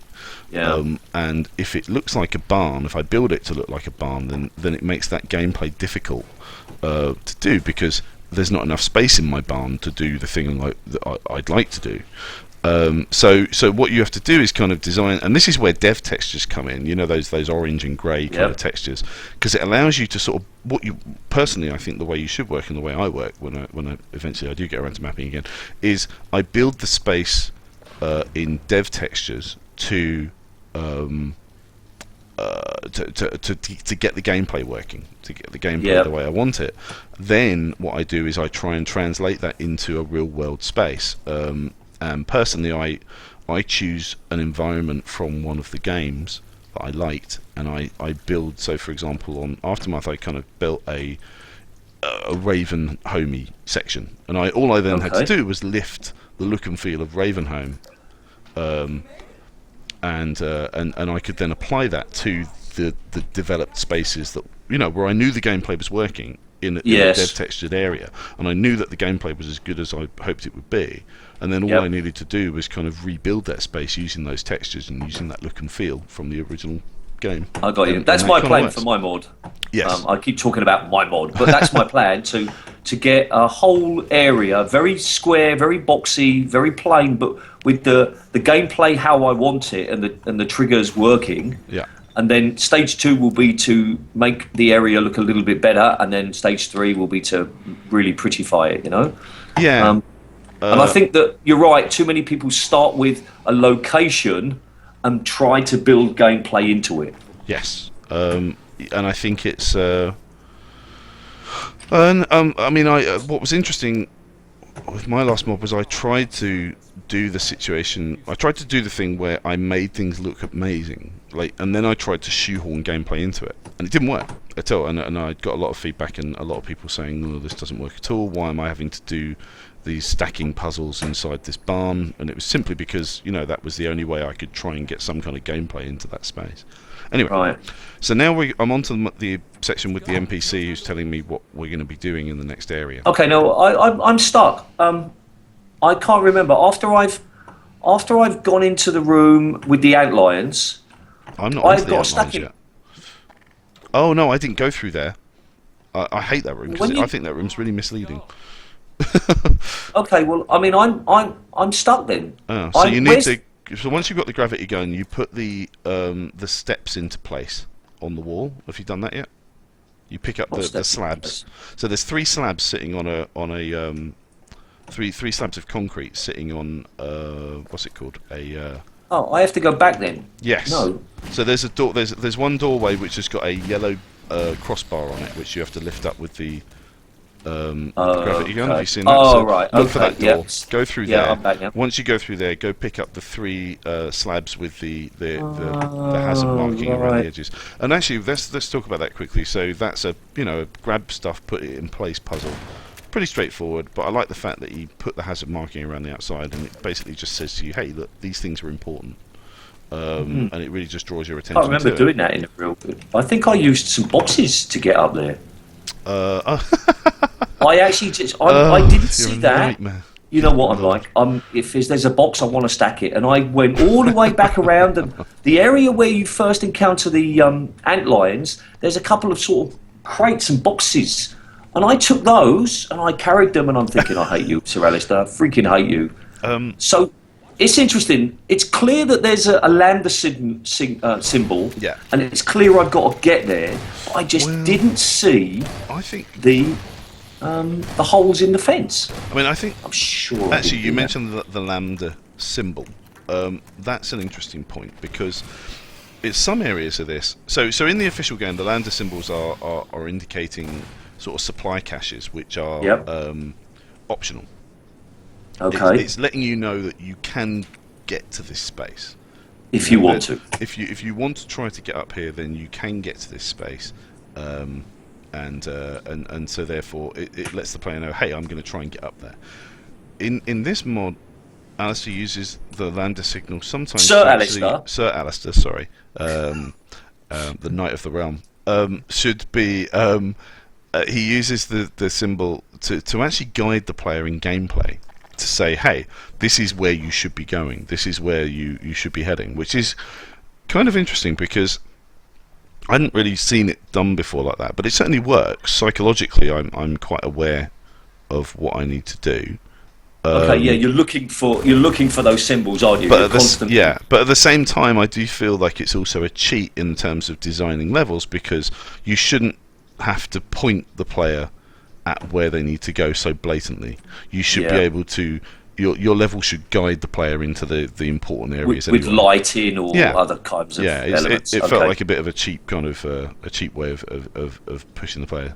So the other thing to know, I just got to the door where your buddy opens the door on the keypad. Are you there yet? Yeah, I'm there now. That annoyed me because he glitched out earlier and just didn't make it over to the door. So I was trapped and trying to figure out where the hell I was supposed to go, and that eventually. I worked it out that he was actually supposed to come with me, and he was the one that was going to open the door. So, if you're going to have an NPC, basically what we call gate the player, so that the NPC is the one who opens the gate and allows the player to move forward. You need to make sure it's 100% and will never glitch. Yeah. Yeah. Okay, so I'm now heading towards the lift holdout area. Right. Okay. I've got my guys following me. Okay. What did you think of? Do you remember this area or not? I don't know if you recall this battle. Have you done? You haven't played this yet. Okay, so I'm just annoyed that I've got suddenly there's like head crabs everywhere. Head crabs and lions. Ant lions. Right, got it. So when you hit the lift button, it's once again here we are hitting a button. Here come the bad guys. We see all the way through, and I know that they do it sometimes in the actual kind of official game, but just feels overused in this mod. Yeah. Okay. Crikey. So I'm actually I took to using physics props as sort of a way of slowing the antlines down a little, just putting a bunch of junk in their way, blocking the area. Yeah, okay. And it sort of works. It sort of keeps them from heading through quite so crazily. So you can sort of prepare the area before you have the battle, which I quite like, because once again that comes into our allowing the player to plan, which I thought was actually a really good touch. So it doesn't work usually well, but at least it gives you something. Your friend, the dude who's with you, I know that a lot of people have problems with squad behaviour. I will say that actually, if you have been set with as a companion, you have the ability to say you can stay close, stay medium, or stay far away. Mm-hmm. This guy is very, very close. He's sort of continually in my way at this point, which annoyed me. But anyway. Yeah. Okay. Just a thing. So we're just waiting for the lift to come down. Sure. Yeah. Or you? Is that where you are? Yeah, that's where I am. So actually, this is amazing. My physics props are working really, really well and holding the antlines back. So yeah, I've just put a couple of those. If you put, oh damn it, what happened? My barrels have just been knocked over. But up until that point, I think it works really well. It's a good bit of gameplay. So that's a good way of using these things. And it's a nice way of sort of creating replayability in your maps, is to have the player be able to try a different plan. That didn't work when I put this over here, so I'm going to try this instead. Well, we built a kind of a ville around that. It was sort of like Defendville. Oh yeah, no, I remember that. That was amazing. That was so good. You've got like 10 minutes or 5 minutes, to prepare. It's too long, and then build up your things. No, that was so much fun. Especially, I can't remember who did the amazing one with the. Do you remember the one with the lift that was like it moved on an angle? I can't remember what you call that. I can't remember that one. Oh no, it was so, and it had you had a base, and it was a great big outside area. Everyone else will probably remember what it is. All right. It was like it was like a vernacular railway that went up. Okay. It was really good. Anyway, Yes, just that whole idea. You're right. It gives you a chance of plenty of replayability, because you can test out different ideas. Yeah. So that was done quite well. So now we're up the top of the lift, and I think I'm going to save at this point. I seem to remember there being a bad save game at this point, and I died. Oh, no, okay. I'm trying to remember why I died at this point. Something here was pretty. I mean, it doesn't matter because I'm on God mode, but something here was pretty harsh. So I'm heading around, finding some goodies. The other thing I would say actually about the spaces in this game is that they don't feel very realistic. I mean, this whole section it's a bit Portal-y in a certain way. I was about to say the same thing. And Portal works because it's sort of an underground research. It's a bit like Black Mesa. Yeah. Endless kind of thing. These spaces that we're in, though, don't appear to have a purpose. Yeah, I often talk about making sense, and I've been sort of pretty hard in some of the Chasmville entries. Yeah.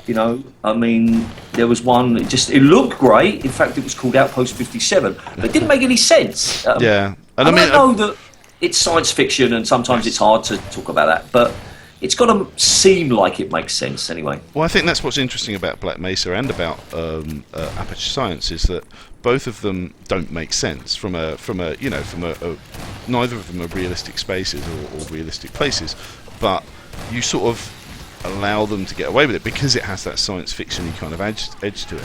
Yeah. And they might have it doesn't make sense, but somebody says, oh, it's for this particular reason. You say, all right, fair enough. Yeah. I can't see it myself. All right, so I've just now. this. I mean, I suddenly remembered why I was saved before I went into that space. So having two holdouts like that back to back is not fun. Yeah. For me, I was, especially when you have a never-ending stream of antlines in the second holdout area. I mean, I find antlines frustrating. I keep them. Best. I keep them to a minimal. So I think the maximum number of antlines you should have in any space is 3 at any given time. Okay. Any more than that, and it starts to become very not fun. Mixing acid lines and ant lines together is often a tricky thing to do. I tend to keep them completely separate because Yeah. you can. Sorry, I was going to say one is close up. Yes. You know, normal ant lions, they've got to be there to hack you with their legs, whereas the antlion workers, what you call the acid lions, they can kill you from a far distance. So yeah, and I think the thing is combination. the acid lines are I call them acid lines, but they also their chemical kind of hit can basically your health goes back up again after you've been hit. So it's a bit like the blackhead crabs. They knock you down and then you come back up again. And also they are actually very cleverly built, and they're quite interesting because in a lot of games you don't see this behaviour, in the fact that they are designed to hide, to run away. That if you look at the behaviour of the AI of them, they pop out, they shoot, they pop back in again. That's what they're designed to do. It's one of the things that I like about the poisonous head crabs. I think it's one of the only enemies that when you shoot it, it runs away. Yes, exactly. And which is the kind of point that you were making there. Really. Yeah, and I think that these guys having those kind of enemies, it basically promotes a particular kind of gameplay, which is where you are both popping out and shooting. So the acid line is popping out and shooting, and you're popping out and shooting and trying to avoid getting hit. Trying to do that when you've got an ant lion kicking your ass as well at the same time isn't fun. And led me to be very frustrated at that point, I think. Okay, so we're in the outside section. Yes. Now, this is great. What he does here is it's completely open. You have the ability to fully explore and check it out, first of all, because we know he knows full well that we're going to be doing a lot in this area. Yeah, although there's too many stackable things, because I've now just encountered an invisible wall where you've got 4 barrels and a couple of pallets. Well, if you put a couple of crates on that, it looks like that you can jump out, but you can't because there's an invisible wall. So... okay. I just feel that you've got to be careful about stuff like that, that's all. Agreed. I think the point of having the physics props here is to provide the player with options and weapons. The breeze blocks are good. The barrels, for that purpose, for that reason you just said, are bad, and the boxes are bad. So, playtesting helps with these things. It is frustrating that people like you exist, but anyway. Right. And there's a gnome. Yes, there is a gnome, but he doesn't move. Have you noticed that? No, if you try and punt him, you can actually see out the map. Okay, you can't see my screen, but if you try and get on top of the container, yes, you can just see, like, down one side. You can see out the map. Okay. But I've never tried to pick him up. I have to admit. I tried to punt him, and he seems to be fixed in place. I'm not sure why he's there. He's just popping his head out and going, hello. If you drop a grenade down there, he doesn't move. Okay, so anyway. I'm heading into building 1. So I like the fact that we've got what we call a move linear handle on the doorway for building 1, meaning that the minute I let go, it's going to start to close. And, that's clever because it means that these kind of things are very useful for anyone who's building maps when you don't want the player to be able to move forward when combat is happening. Yep. Because it takes a long time to stand there with your finger on the button to be able to access, the next area. Yes. And it makes sense why it closes afterwards as well. I mean, exactly. I'm not like, why did that close? Well, I know it closed because I'm not holding the handle anymore. Yeah. And so that totally makes sense. What do you feel about how the puzzle itself was presented? Because in that big open area, we've kind of got these 3 lights, signal, generator, and something else. No, I mean, that was well done. I think it was really, really well done. You are fully aware that there are 3 things to do. I mean, obviously, he's taken his lead very much from Blast Pit, from the original Half-Life. We've seen it done a lot. Lots of people do it, but it is done well here. We are in no doubt about what it is that we're supposed to be doing. I think it's difficult to understand where those things are, although the map showed us earlier, but basically you're going to find these switches as you move through this linear area. You can't really avoid them, and so it's all put together very well. I don't have a problem with that. I won't say we're not doing anything revolutionary here, though. No. So when I'm in building 1, there's a section where the floor drops out and you're dropped into a room. I don't know if you're there yet. Full of antlions, I think. Okay, yeah. Head crabs. Just after you've taken that little heavy thing and thrown it over the side to open the door. Oh no, I haven't done that bit yet. I'm not there. Oh, okay. I'm have to go back. Sorry. No, it's okay. So there's A section missing the floor. So you walk along and you drop through the floor into a room full of head crabs. Fast head crabs. No. No? Interesting. So hate this. Really bad idea. Let me watch where you are. I'm watching where you are. It's like a grey concrete section of flooring. Yeah, I didn't go there yet. I didn't. Interesting. I don't know how you got to the. That's fine.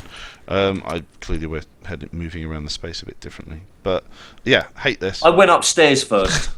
Oh, okay. Hate this. Hate the fact you did it. Really unfair. Don't like you. Not fun. Okay. Yeah, you do get hammered, don't you? Yeah, you really do. So, I see where you've gone. So you've kind of gone up through these. I went upstairs first. Yeah, got it. I mean, not on purpose to avoid anything. But... No. It's a section of gameplay that's really unnecessary. It's just I'm going to drop you in a room and have you attacked by a bunch of head crabs. And if the gameplay had been fun, I would have said great, but it isn't. It's just unpleasant.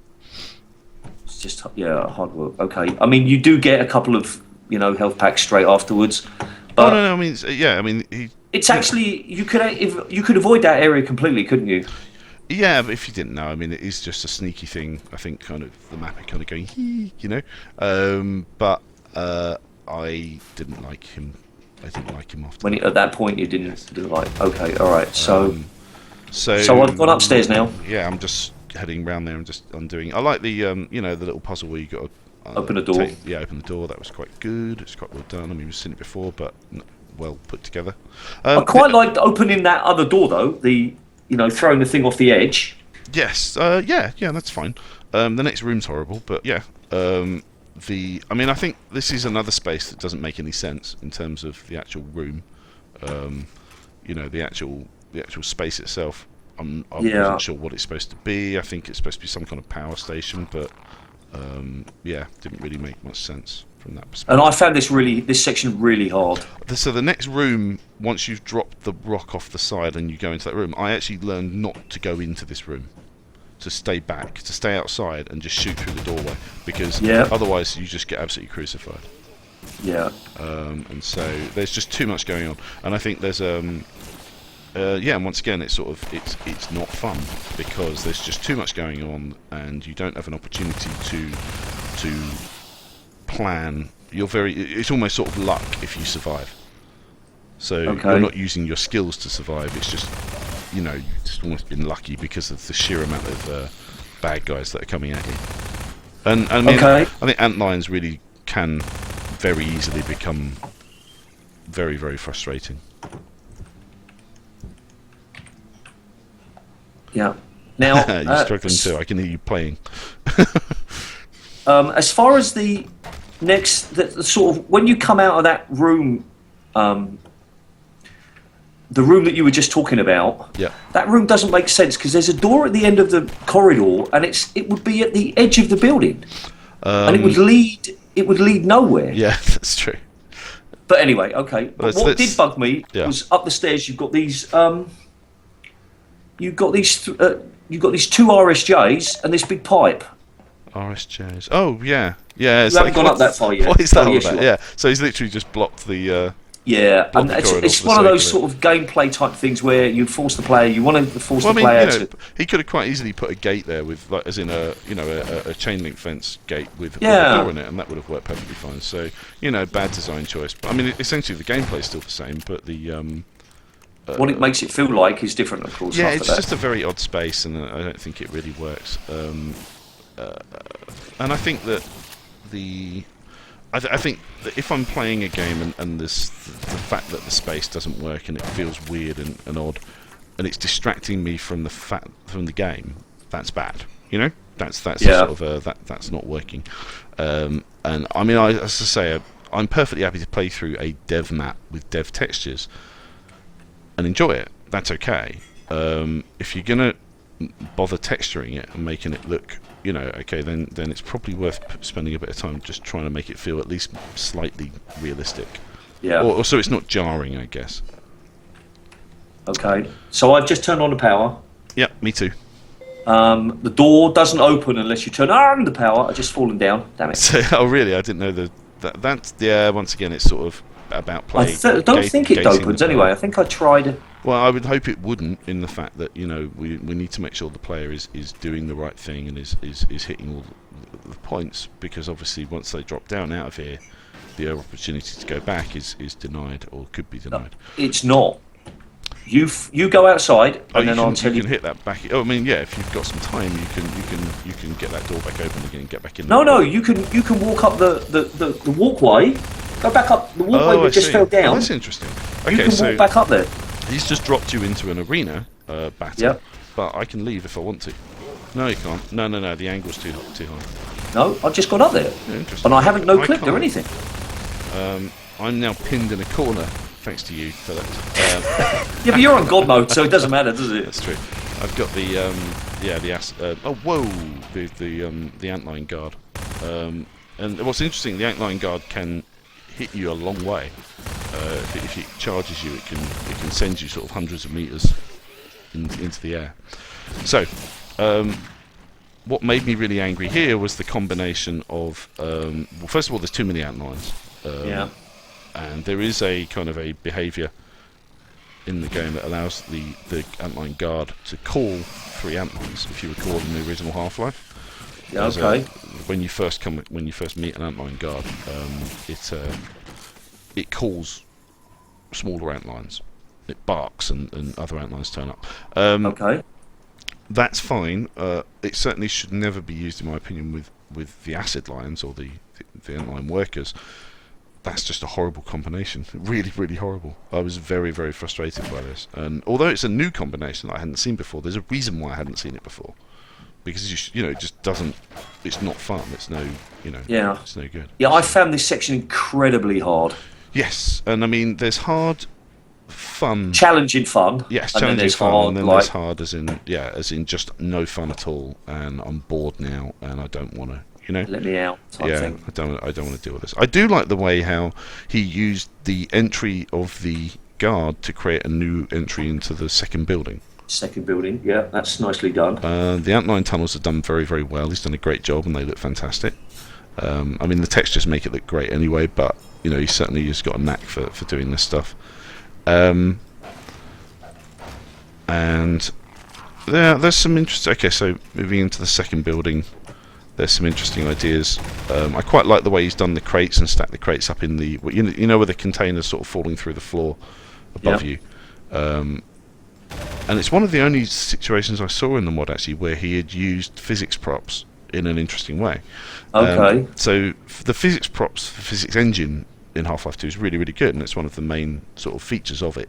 And you can do so many interesting things and so many great things with it that I think you should always be trying to find interesting new ways of doing things using that physics engine. So you should be sort of placing props in an interesting way and having them balancing on each other, and so the player can basically play with the gravity gun. Yeah. I mean, I know that you feel that any level without the gravity gun is kind of like is not really a Half-Life level. Well, it's not Half-Life 2 level. Yeah. It's obviously if you want to go. I mean, now we've got Black Mesa, and you can build for Black Mesa. If you want to build a Half-Life 1, Half-Life. go build it for Black Mesa. It's probably the best way. That's what I meant. I mean, when I said Half-Life, I meant sort of. Yeah. All right. So, are you in the room with the container? Yeah, I'm in the room with the head crabs actually. So the red room before that with the lighting or the zombies in there. Okay. And so it's interesting that we're mixing up the bad guys here. We've got antlions, we've got Combine, we've got zombies, and they're all happening in pretty much the same space, which is. Yeah. I'm not sure. I thought that this building was much better than the last one. It's lit better. Yeah. It's designed better. Yeah. I think It's much more feels- interesting. Yes, no, I It think feels real. Yeah, and it does feel like for whatever reason, I think it's far less of an abstract space, so it feels certainly a lot better. I think the only point here I had was when I got onto the container, the angle or just the platform that I had to jump onto to get through the wall was really unpleasant, and we've seen this in a couple of other sections, like for example when we had to come up the lift up the mine shaft. I think a bit more clip brushing to make sort of invisible platforms Okay. would be better in some places, just because the jump function in the game doesn't operate very well with with some odd angles. Yeah, I can't say that I had any. I can't say I had any problems with this Okay. section. But okay. No, I did, and I think I had a bit of an issue with the models. So all of the models in the game come with a kind of a clipping edge to them, which is defined by the model itself. And by that I mean, how the player will bump up against it, what bits they can stand and what they can't. And quite often it's worth putting a clip brush around those models, because the clipping that comes with the model isn't very good, and the player gets caught on it. You know when you get snagged on things? Okay. Yeah. Yeah, and that's kind of what's happening there. So So, what do you think about this puzzle with the exploding crates? exploding Just- crates. You just went past it. You just The zombies. well, the zombies, and then above it you got the Oh, okay. exploding. Yeah, not I mean, crates, sorry, the barrels. I died the first time because I shot it and one of the barrels came straight at me and exploded. Shout out to you. And, yeah, I think that happened to me. So it's fine. I'm not sure really. Anything like that where you're sort of throwing in some explosive barrels and some zombies and stuff like that. If you can find some interesting combinations where, as I say, because those zombies by nature will hit those barrels and throw them at you. So that's always quite a good one to do with an explosive barrel, because then the player has to make a choice. Do I shoot it, in which case it might come back at me, or do I kill the zombie, or it's sort of a quick choice I have to make. So I'm in the next room with the framework above, and there's I honestly hadn't noticed that there's a turny wheel which drops the platform down. Okay. Do you know what I'm talking about?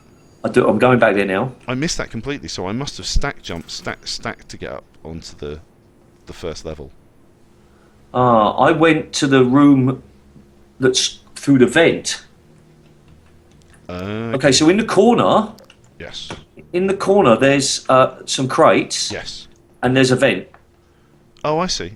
No, do I? Interesting. Hang on. Okay, go back down again. Go. Oh, okay, I don't know where you are, but Yeah, go on. Oh, I see what you mean. There's some crates and oh, okay. No, yeah, there's a vent, and that was a secret bonus area or something, right? I suppose, yeah. But I And mean, here you were able to jump up and get through back into the room. How? I'm not sure. I'm in there now. I know what I did. I jumped on top of some of the equipment to get up onto the higher level. Okay. It's okay. I mean, I guess whatever works, right? But to have this turny handle and the dropping thing, it's sort of, it's something to do. It's not really a puzzle. Is it a puzzle? Maybe it was intended to be a puzzle, but it isn't really. Okay. Well, it's two ways of doing it. I mean, you can actually get up to that thing by going through the room, Yes. or you can use the turny puzzle, as you call it. But yeah. Turny things that lie.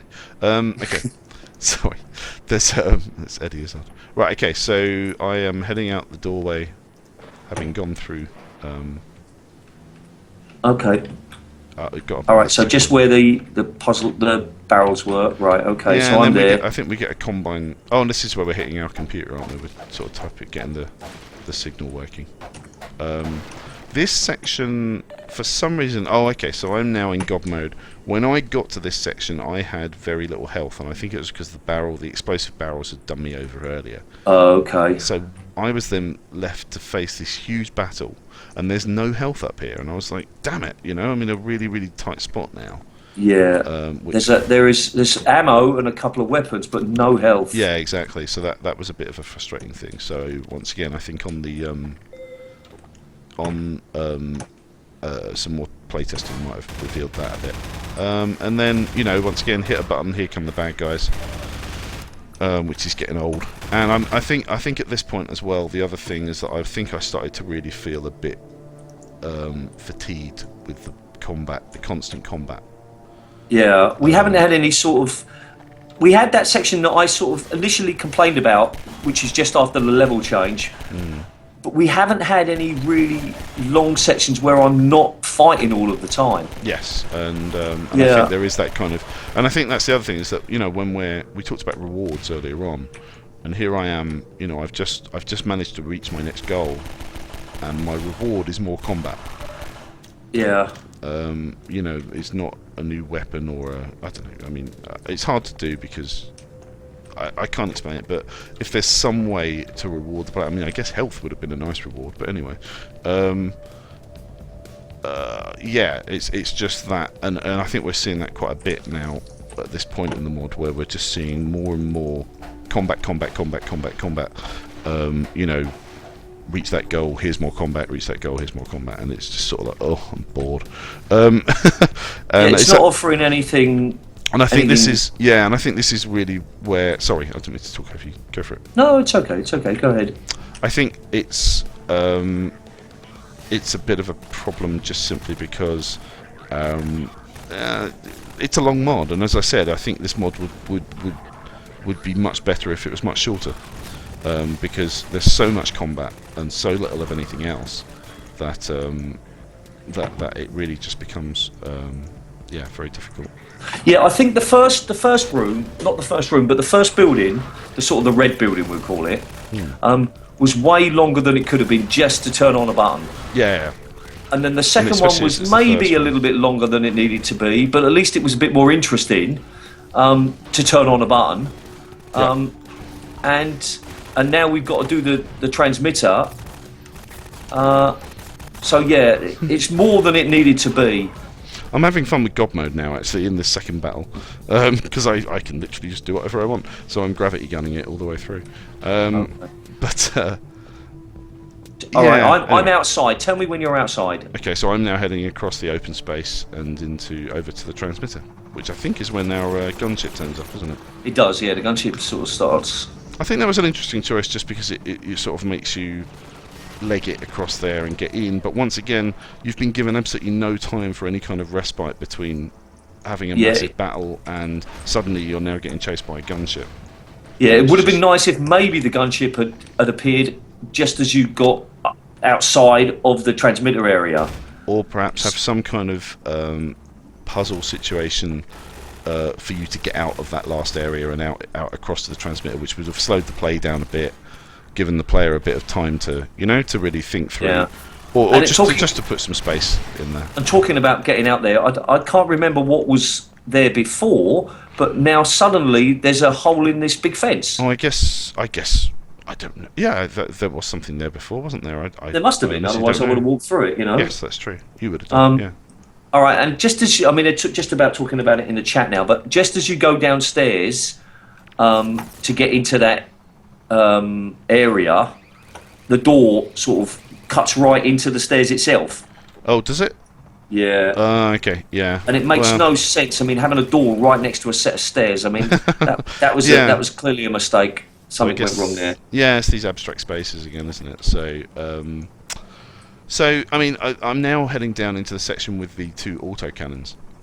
Right. Okay. Now, I love auto turrets. I think turrets are amazing, especially these turrets. I've always loved them since the first game, and I think I'm really, really glad they're in here. You can build some really, really interesting scenarios with auto turrets, and have a lot of fun with them. I think there's a bit underused here. It's quite often it's sort of here's a grenade, here's some auto turrets.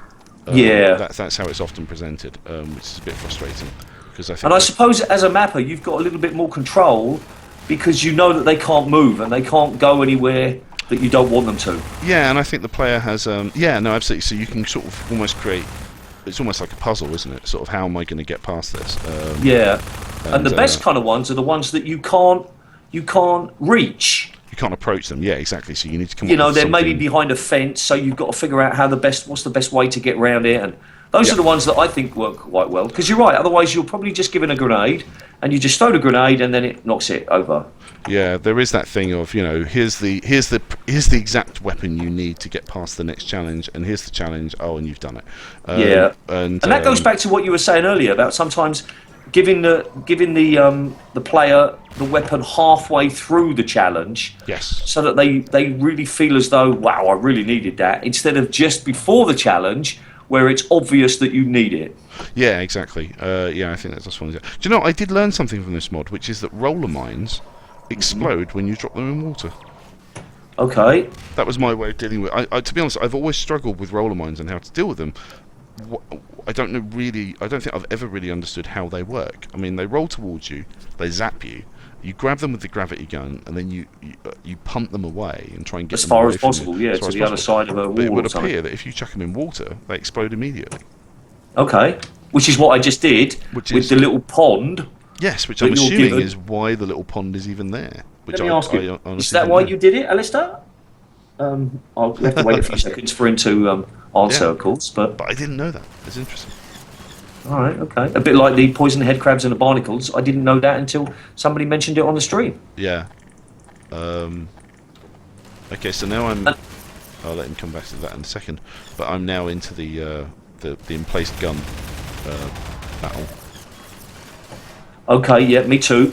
which I thought was a little. I mean, obviously, once again, the answer to the emplaced gun battle is always throw a grenade. So if you can somehow avoid that, great. In this case, that's pretty much our answer to our problem that we've been presented with. Yeah, And that's what I then- did. I just threw a grenade. Yep, and then obviously we then are supposed to use the in-place gun to deal with the bad guys which turn up behind you. Yeah, and we see this a lot, and I find this very frustrating because I think the in-place gun makes for a very, very good bad guy, or a very good challenge for the player. I don't see why it always has to be used as a weapon for the player once Afterwards. you've killed. And I mean, I find that a bit frustrating, in the fact that it's almost sort of, this is how it's done, this is how we're expected to use it, this is how it's always used. It's a Yeah, bit I have to frustrating. admit that I'm kind of disappointed when I can't use it though. And just Oh, to no, tell I mean, you, you can actually, use it, it's Alistair has just- just replied Yes. and said that, yeah, it's a mechanic in the coast levels of Half-Life 2. Yeah, I thought it was. I never figured that out, so there you go. Okay. Um, All right.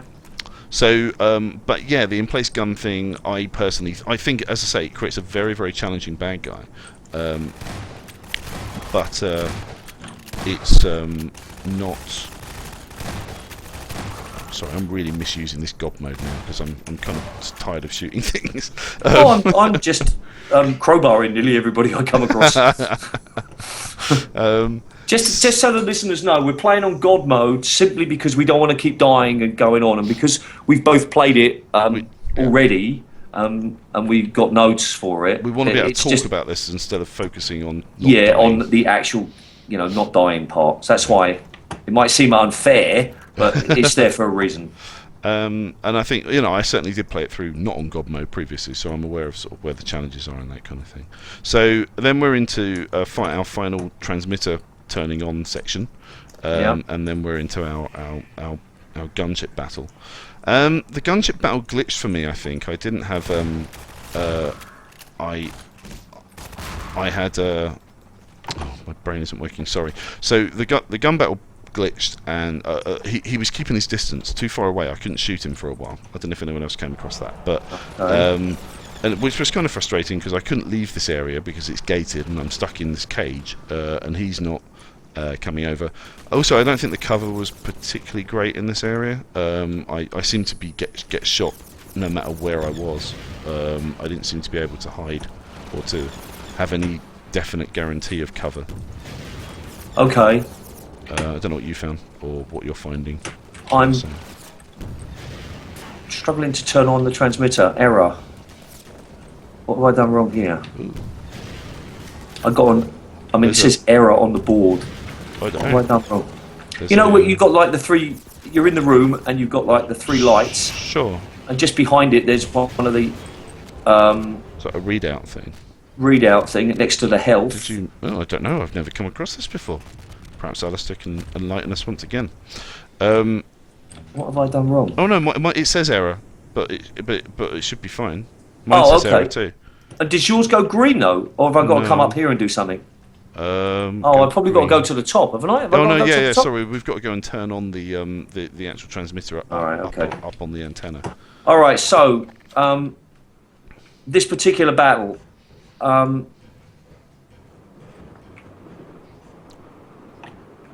you got some cover, which is nice.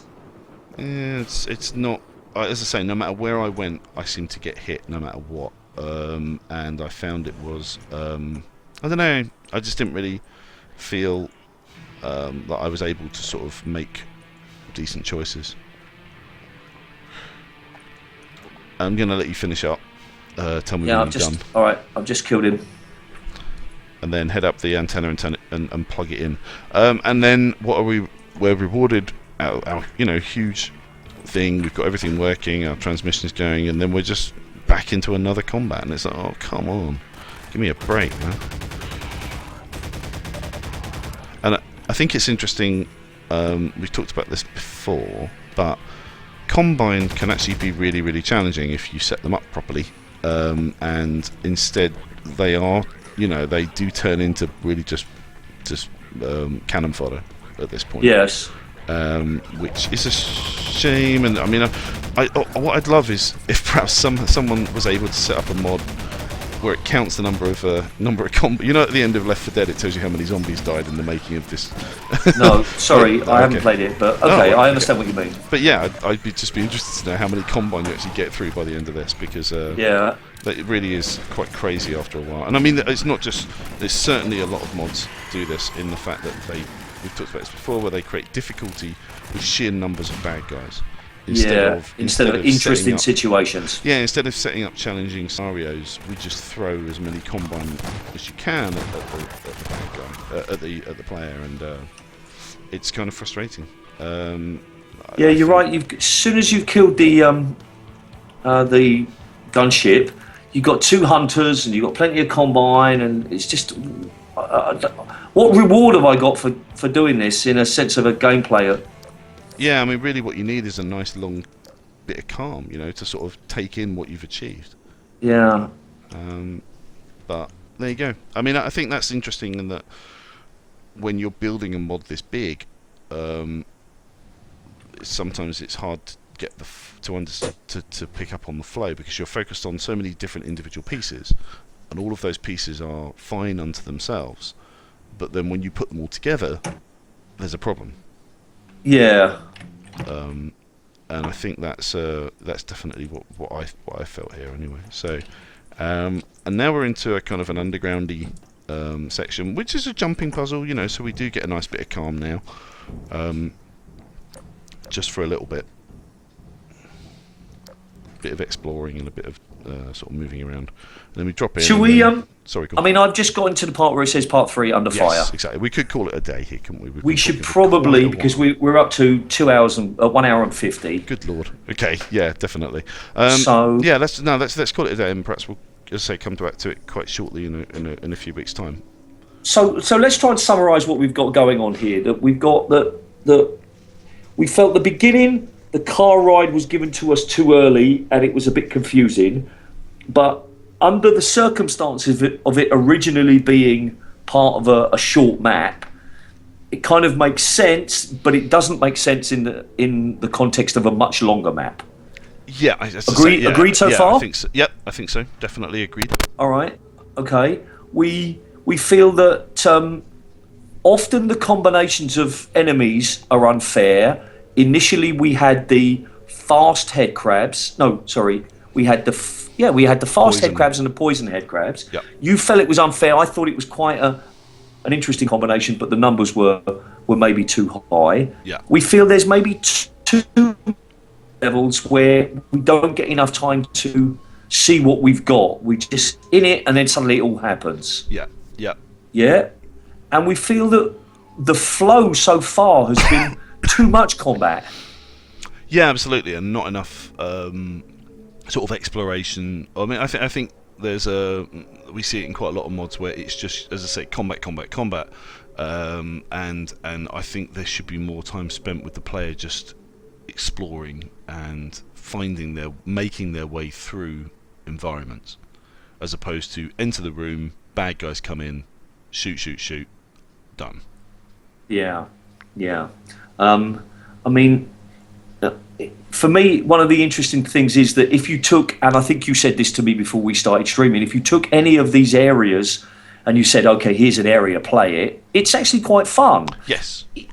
As an individual area, but once it's all strung together, it feels quite tiring. It feels as though it's like hard work all of the time. It's an interesting thing when you want to produce something this big, something this long. How do you keep it interesting? How do you mix it up? How do you keep it fresh? Because otherwise it ends up being this way. So, and I think as I say, I think we've seen it in lots of other mods where it is just sort of this constant thing. And after a little while, I stopped caring. I stopped caring about what I'm trying to do. I stopped caring about doing well. I stopped caring about whether I'm winning or not, and you end up just sort of running around with a shotgun, just blowing things away because I don't know. And doing that, you know, there's that thing I've talked about before where there's that dance that you can do, circle strafing, I guess is what it is. Yeah. Okay. Which to me, I think should never be. If in a good level, I don't think you should ever have to circle strafe. Okay. I think that's a multiplayer, thing. I don't think I don't remember ever in an official Half-Life map circle strafing. Yeah, it's because the area's not designed well enough. It's because you're going toe to toe with Combine instead of them being kept at a distance or separated from you in a certain way or whatever, and they're not being used to their best abilities. Anyway, sorry, we need to talk about all these things next time. But all right, so what would you say would be the highlight of what we played so far? What would be like? Let's talk about something good here. Yeah, no, I think about the section with the sort of the toxic lake and toxic all of that. Lake, that overall piece, I think, is really well put together, and I really enjoyed that section. I think the section, the whole radio section we've just completed, I think there's some really nice beats in there. I think there's some really nice individual areas that are really well put together.